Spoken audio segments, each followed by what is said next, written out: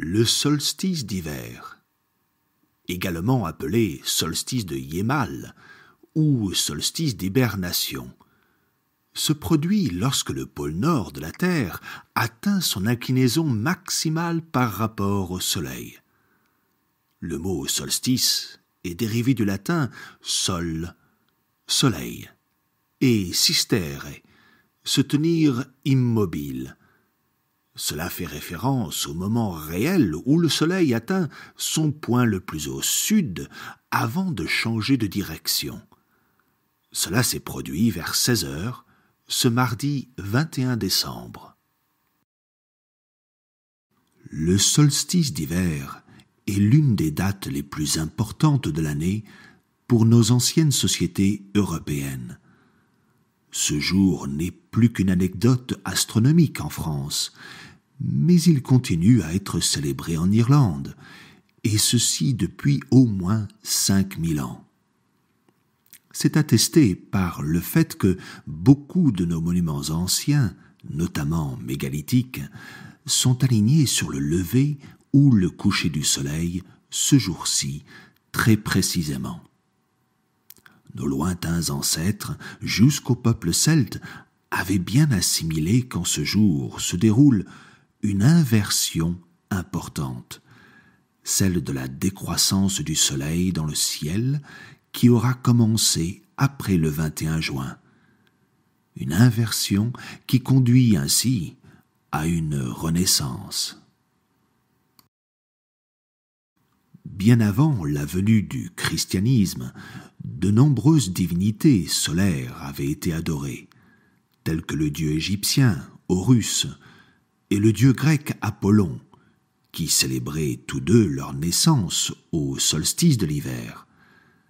La naissance de Jésus, quant à elle, a été fixée plus tard, justement pour coïncider, à quelques jours près, avec ces grandes figures des traditions païennes, notamment à Rome, où on célébrait un dieu solaire proprement romain, Sol Invictus, le soleil invaincu, dont la renaissance était naturellement célébrée à cette date.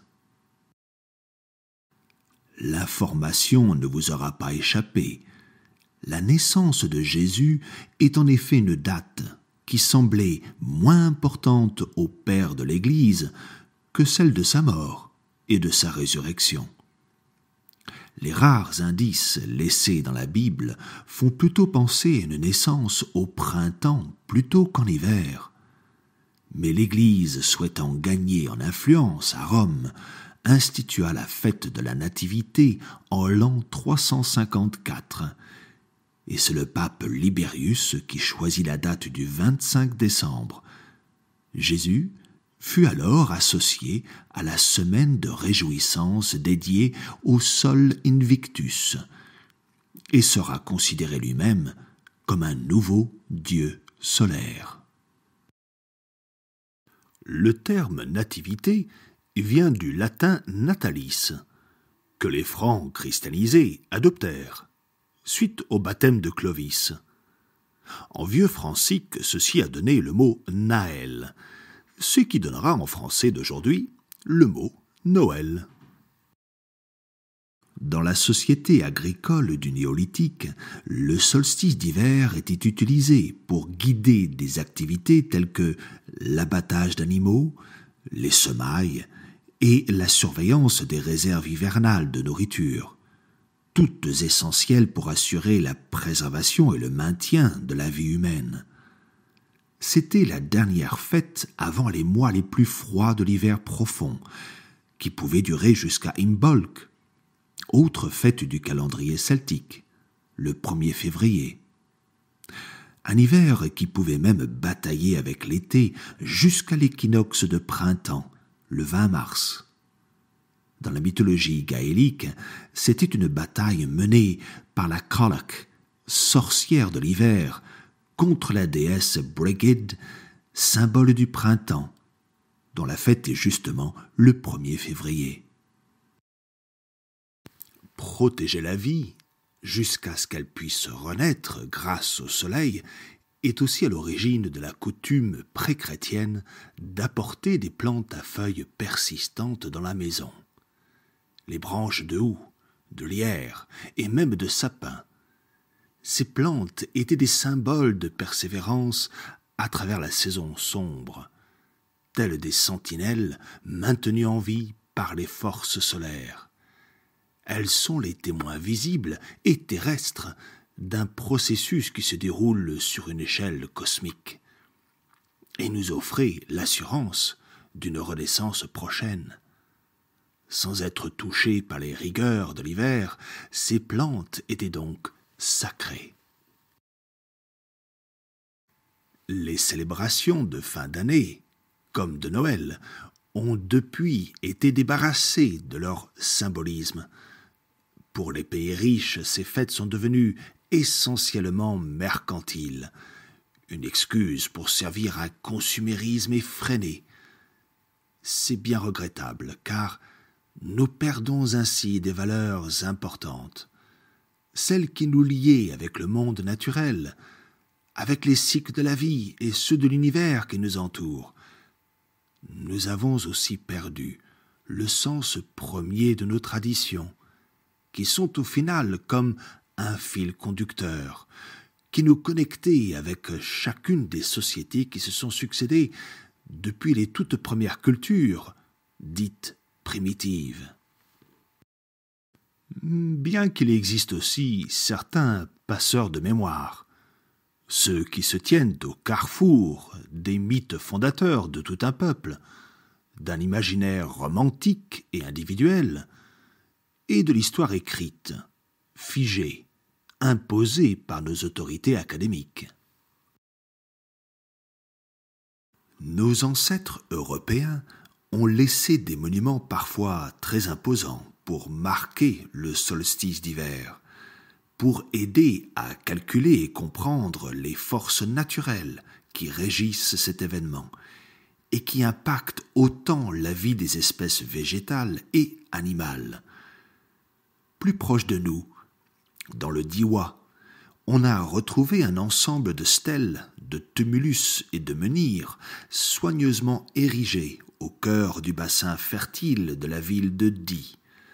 Malheureusement, vandalisés à des époques déjà anciennes, abandonnés, recouverts et volontairement ignorés par une société fortement christianisée, ces monuments ont depuis longtemps disparu en surface. Mais pour en savoir plus, je vous invite à pousser les portes du musée d'archéologie à Die, pour voir le grand menhir gravé mesurant 4 mètres de haut, qui de par sa taille est unique dans tout le sud de la France. Dans le musée, vous trouverez aussi les relevés et photos de l'impressionnante collection de tumulus découverte au quartier de Chamarges. Ce sont là les seuls tumuli mis à jour dans la Drôme, même s'ils sont moins anciens, enfin 3000 ans quand même, et que je n'en sais pas encore suffisamment sur leur relation au solstice que les grands tumulus bretons ou irlandais. En effet, parmi les plus grandes tombes sous tertre appelées tumuli, tumulus au pluriel, et parmi les plus complexes aussi, on trouve les monuments de la vallée de la Boyne en Irlande. Ceux-ci ont été construits il y a plus de 5000 ans, bien que les fouilles archéologiques prouvent qu'ils se tiennent sur des sites plus anciens encore. Le monument le plus célèbre pour son alignement avec le solstice d'hiver est Newgrange, une véritable colline artificielle de 80 mètres de diamètre, 251 mètres de circonférence, 12 mètres de hauteur. On y voit se dérouler, chaque solstice d'hiver, un phénomène complètement maîtrisé par les savants et bâtisseurs du néolithique. Les rayons du soleil levant s'alignent avec une petite ouverture située au-dessus du couloir d'accès. La lumière des rayons se prolonge alors sur les 20 mètres du passage, pour éclairer une vaste chambre funéraire intérieure. Celle-ci est pourtant plongée dans l'obscurité totale tous les autres jours de l'année. Pour ceux d'entre vous qui n'ont pas la chance d'avoir été tirés au sort pour assister en personne à l'événement, il est diffusé en direct chaque année.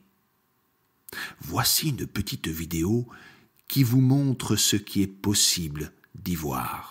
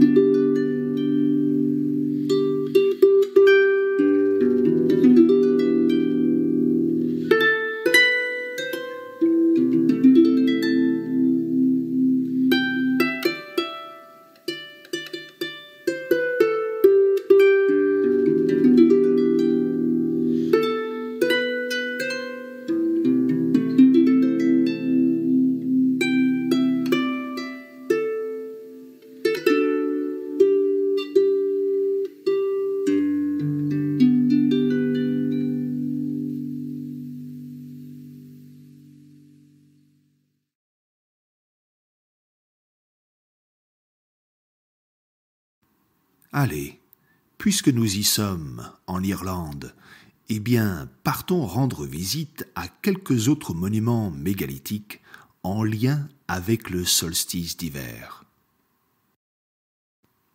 Non loin du tumulus de Newgrange se trouve celui de Douth.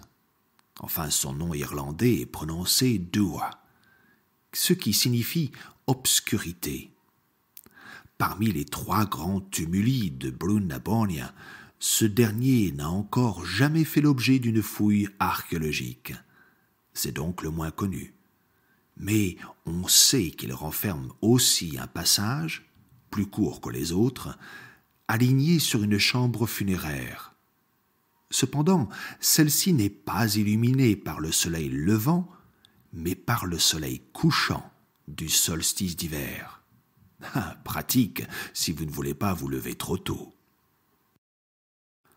Mais l'Irlande tout entière est recouverte de monuments tels que ceux de la Boyne. Dans le comté de Kilkenny, dans le sud-est de l'île, on trouve le tumulus de Knockrow. Plus petit, son tertre n'a pas résisté aussi bien à l'érosion, et certaines de ces pierres ont même été emportées par des pseudo-archéologues de l'époque victorienne. On le connaît localement sous le nom de Cashel, et malgré son état, eh bien on peut très bien voir ces 2 chambres funéraires. Elles sont alignées l'une avec le lever et l'autre avec le coucher du soleil, durant le même solstice d'hiver. Les monuments mégalithiques d'Irlande se trouvent autant en bord de côte qu'au cœur de l'île, parfois même sur les hauteurs. C'est le cas des sites dispersés sur les sommets de la petite chaîne de Slieve Gollion, à environ 600 mètres d'altitude. Le tumulus à passage qu'on y trouve bénéficie depuis cette hauteur d'une vue imprenable sur la campagne environnante et jusqu'à la mer d'Irlande. La chambre funéraire y est bien conservée, illuminée au coucher du soleil, toujours pendant le solstice d'hiver.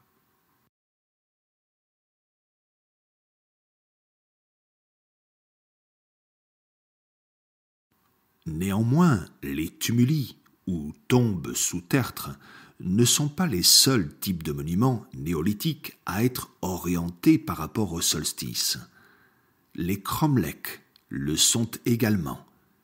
Il s'agit des cercles de pierre levés. Drumbeg est un bel exemple, également connu sous le nom de l'autel du druide. C'est un cercle parfait, composé de 17 pierres, dont l'axe est parfaitement aligné avec le solstice d'hiver, avant de voir le soleil se coucher dans une encoche de la colline au sud-ouest.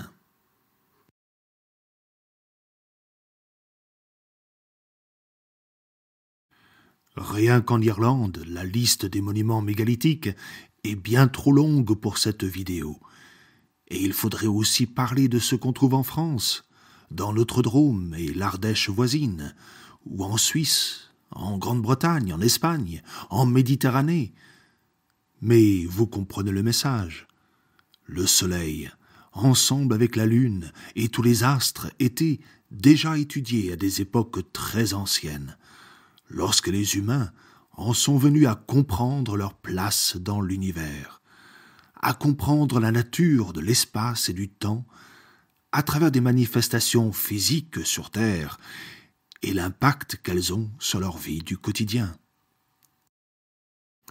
C'est au néolithique que, d'une mythologie basée sur des connaissances physiques et une adoration des éléments essentiels à la vie, notamment les cycles du soleil à travers l'année, que les humains en viendront à se créer une nouvelle mythologie.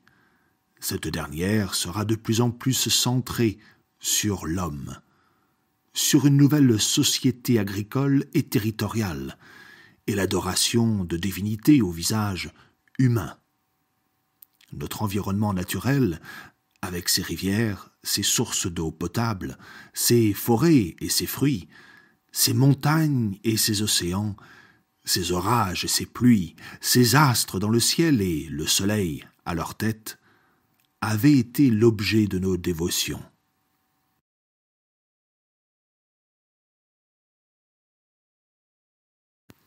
La révolution agricole passera par là, et avec elle, en quelques milliers d'années à peine, elle aboutira sur une population toujours plus nombreuse, plus laborieuse, plus réglementée, plus avide de richesses et plus guerrière aussi. L'homme se forgera un Dieu à son image, un Dieu unique et absolu. Saint Patrick est censé avoir dit du soleil « Tous ceux qui l'adorent tomberont malheureux dans le châtiment éternel. » Mais nous croyons et adorons le vrai soleil, le Christ. Pour que la nouvelle loi des hommes, bâtie sur les premiers empires, soit adaptée à une société des masses, on inventa l'écriture. Et le soleil, ensemble avec les célébrations des solstices et des équinoxes, ne sera plus qu'une donnée mathématique comme une autre. Les anciens mythes, fondés sur les cycles de la nature et tous les éléments du vivant, ne seront plus que des fables aux racines païennes, dans le sens le plus péjoratif du terme. Cependant, dans quelques recoins de notre vieille Europe, notamment en Irlande, certains gardent encore le souvenir de Grian, déesse du soleil d'hiver, et son double qui est Anya, le soleil d'été. On se raconte encore la danse du roi Hu avec le roi Shen, ou la bataille que se livre la Krolok contre Breed. Bien des cycles de vie sont passés depuis. Mais j'espère que vous ne verrez plus le solstice d'hiver de la même manière, ni la période des fêtes de fin d'année.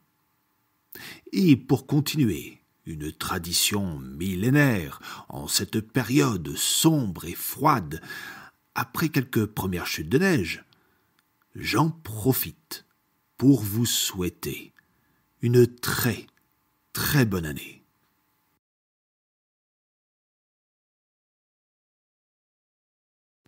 Et comme il se doit sur YouTube, merci aussi de nous donner un coup de pouce en likant.